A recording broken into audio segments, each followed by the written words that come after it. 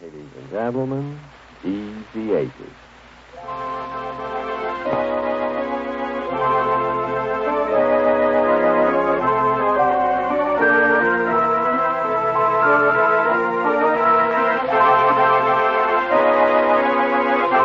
Once again, Anderson presents Easy Aces, radio's distinctive laugh novelty.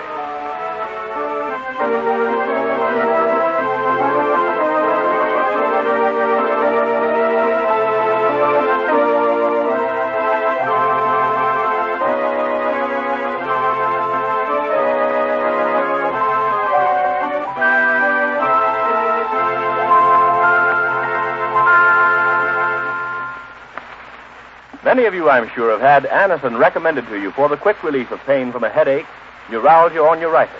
Perhaps a friend has suggested you try it. And you may have wondered just why Anderson is so recommended in preference to other ways. The reason is that Anderson acts to relieve your pain effectively and remarkably fast. It's like a doctor's prescription. That is, it's a combination of medically proven active ingredients. And everyone knows that when your doctor makes out a prescription, it usually contains not just one ingredient alone, but several. Thousands of people have been given an envelope containing Anderson tablets at some time or other by their dentist or physician. They know how fast it brings relief for them. If you have not yet tried Anderson, go to your drugstore now and pick up a box.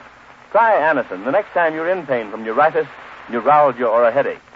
Try it on the proposition that if the first few tablets do not give complete satisfaction, you may return the unused portion and your money will be instantly refunded.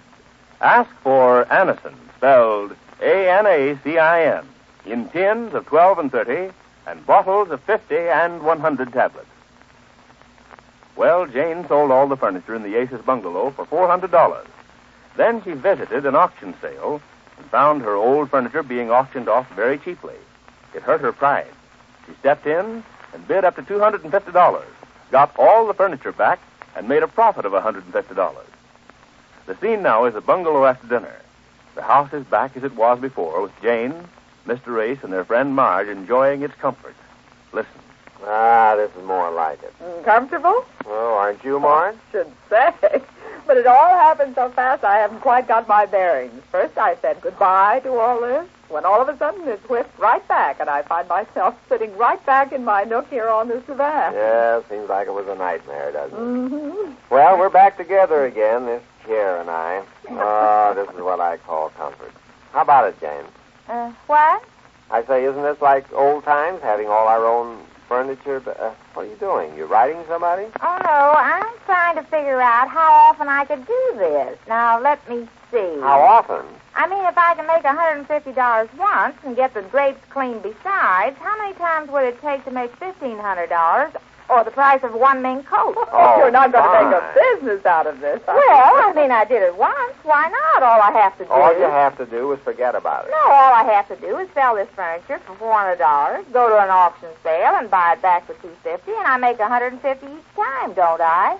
Now, 10 times $150, I figured I would be approximately $1,500 profit. Well, approximately, yeah. What do you mean approximately? It is $1,500 profit. Well, not counting bail and fines and legal advice. Oh, now, Jane, you're not thinking of making a habit of this. Well, it's so easy, Marge. Look, all I have to do is sell the furniture for $400. Then I buy it back for $250. What do I make? Me sick. No, I mean in cash. Oh, in cash. I make $150 each time. It comes out the same way every time I figure it. I can't understand it. I know somebody isn't doing good somewhere, but it isn't I. I can't figure out who it is, but that's their worry. I guess every time somebody makes money, somebody else loses money. Don't they, dear? See?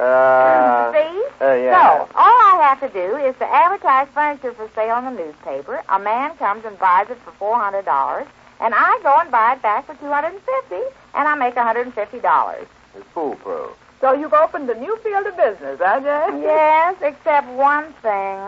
There's always a fly in the oatmeal. What is it? The advertisement in the paper costs $1.12 every time I advertise. Oh, yeah. Overhead, huh? Yeah, a little over my head, but not much. Isn't it funny? I never thought of this before. Here I've been looking at this same furniture every day for 6 years, and I never thought I could make money out of it and still have it. Sell it, buy it, sell it, buy it. Why, that could go on forever, or till that chair falls apart. It's wonderful. You know, Jane, I think you've got nothing there. Pretty good, huh, dear? Yes, yes. Oh, well, you can laugh, Marge. They laughed at Edison when he sat down at the piano. That was a Victrola, wasn't it? This is a new business I just happened to think of, just like Edison when he thought of... Speaking of Edison, Jane, the phone is ringing. What? The telephone. Do you mind, Jane? You're right there. You the phone's ringing. Excuse me. Yes. Hello? Hello? Is that you, Aunt Jane? Yes, who is this? This is Betty. Oh, hello, Listen, Aunt Betty. Jane, I'm coming right over with my baby. This is the end. You've got to take me in. I can't stand it anymore. I've tried and tried and tried. It's no use. I've been a loyal and faithful wife. Heaven knows I've made every sacrifice. But tonight came the finish. It had to come sometime. And now I'm through, do you understand? I don't mind for myself, but when it comes to the baby, I'll fight the world. Especially this man who calls himself my husband. I'll kill myself and my baby rather than put up with him another day. Will you help me, Aunt Jane? How are you, Betty? What's new? We'll be over in 5 minutes. I'm all packed. Goodbye. Goodbye. Well, what do you know? Oh, not much. What do you know, Jane? Plenty. Something's wrong. With Betty? Something's always wrong with Betty, isn't there? Dear, I want you to stop talking like that this minute. Yes, ma'am. This is no laughing matter. She and Carl have had a fight. Again? This is the first fight they've had since the baby came 6 months ago. How do you know? You never keep in touch with them, do you? Oh, I know. I should see my own niece more often than I do. You don't have to rib it in. Well, what happened with her and Carl? I don't know. She didn't tell me. I didn't get a chance to talk to her. Yeah, but she got a chance to talk to you. What was that long pause you were listening to there? Oh, that. Well, she didn't say much there. She's so excited and crying. Well, what'd she say? Nothing. She said, I'm coming right over with the baby. This is the end. You've got to take me in. I can't stand it anymore. I've tried and tried, she said. Oh, no, she said, I've tried and tried and tried. Oh. I've been a loyal and faithful wife, and I'm going to kill myself and the baby. Kill herself? What are you talking about? That's what she said, and on the way to do it, she's stopping over here. We'll have to tell her not to. Well, I should hope so. Why? Why? Listen, dear, this is my sister's only child. My sister sent her here to get married. We got her married, and to a very nice fellow. Do you think I'm going to let her go and kill herself even if she doesn't mean it? I should say not. Well, what does she mean coming here and our taking her in? She and Carl had a fight. Don't you get it? I get the fight, Jane, but we can't keep her here. Why not, if I may be so cold? Whose house is this? Yours, I suppose. No, it's ours. Oh, thanks. Half mine and half yours. Yes. And $150 left over. Oh, yes. I guess I got something to say about my own niece coming to live here. But she's married. She's got a husband. But they had a fight. So what? So they'll get over it. Why, sure. It's just something that needs patching up. She's crazy about Carl. Yes, and so is he. Well, what was the argument about, did she say? No, I didn't get a chance to ask her. It's just one of those silly things. You know how married people argue once in a while. No, I don't know. Tell me, Jane. Well, one of them says something, and then the other says... Oh, sarcastic, huh? Why, no, Jane, I'm not sarcastic. Listen, dear, I know you too well. I haven't been married to you all these years for nothing.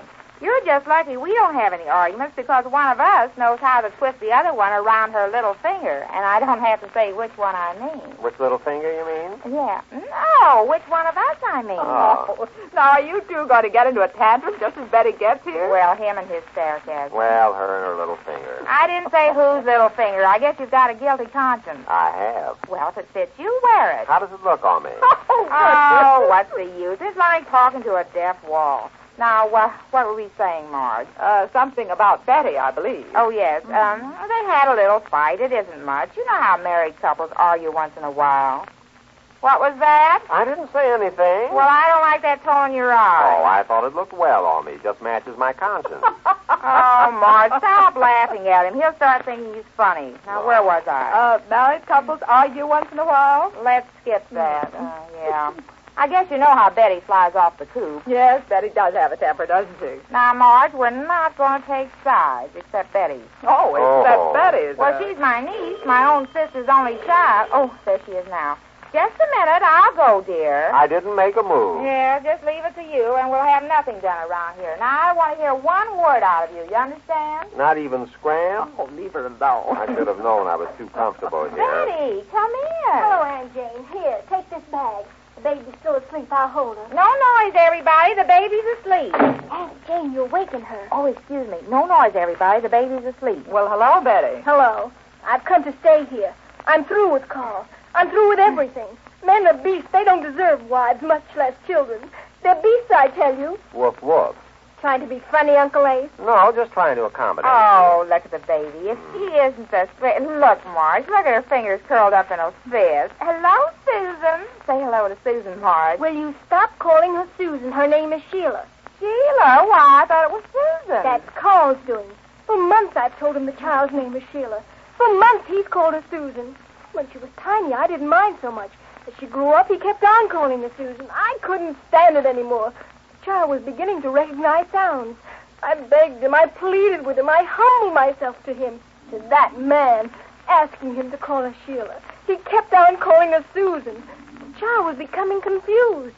But tonight I made up my mind. Your what? You heard what I said. Her mind, she said, dear. Oh, go ahead, Betty. Isn't it exciting? Then what? I decided to leave him.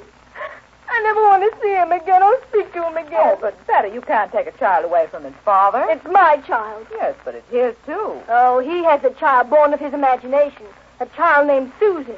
This is my child, Sheila. Well, that's very pretty. Born of his imagination. Oh, I knew you'd be against me. Now, let's not take sides. I don't blame you, Betty. After all, it's a wise child that knows her own name. You can't go around calling a baby Susan one minute and Sheila the next week. Oh, isn't she cute? Hello, Susan. How are you, Susan? Jane, stop that this minute. Too loud? No, her name's Sheila. Oh, excuse me. I keep forgetting which is which. Hello, which is it? Sheila. Oh, look, she opened her eyes. She sees me. Look at her, dear. She sees me. She understands me. She's a genius. Oh, she's a gorgeous child. What coloring and those blue eyes and pink cheeks. I must put her to bed. Where will she sleep? In her own bed, I'd suggest. I'll never go back there. Well, why come here? Where can I turn? Where can I go? Sure, where can she turn? Where can she go? How about back to her husband and stop this silly argument breaking up a home over the name of a child? I have no home. My home was broken up the minute he called her Susan. Oh. He knew I had chosen the name of Sheila long before she was born. He and his stubbornness. Well, maybe that stubbornness is 50-50, Betty. And, Marge, I expected you to be on his side, too. Stand over here with me, Marge. Oh, Aunt Jane, you're the only one I can turn to. All right, I'll stand over with you. Now, let me see how he stands. 3-2, counting Susan. No, not Susan. Will you stop calling her Susan? Oh, I forgot again. Hello, Sheila. How are you, Sheila? This is Aunt Jane, Sheila Sue. You like Aunt Jane, Sheila Sue? I like you, Sheila Sue. Stop that racket. Well, Jane forgets furniture for a while to take up the problem of mending Betty's marital affairs. Easy Aces are brought to you by the makers of Anison, the remarkable tablets that give effective and fast relief from pains due to headaches, neuralgia, or neuritis. Anison is like a doctor's prescription. That is, it's a combination of medically proven and highly regarded ingredients, not just one. And you know a doctor's prescription usually contains more than one ingredient. That's why your dentist or physician at some time or other may have given you an envelope containing Anison tablets. So the next time you're in pain from a headache, neuralgia, or neuritis, remember Anison, Anacin, in tins of 12 and 30 and bottles of 50 and 100 tablets at any drugstore.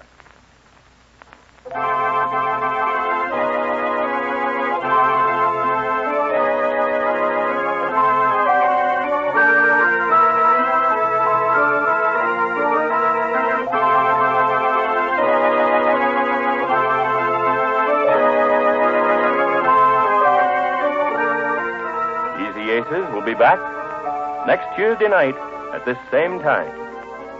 When you go to your druggist, note how many different items he carries other than drugs. Look them over and buy whatever you can from him. You'll help him and yourself. This is Ford Bond, speaking for the makers of Anison.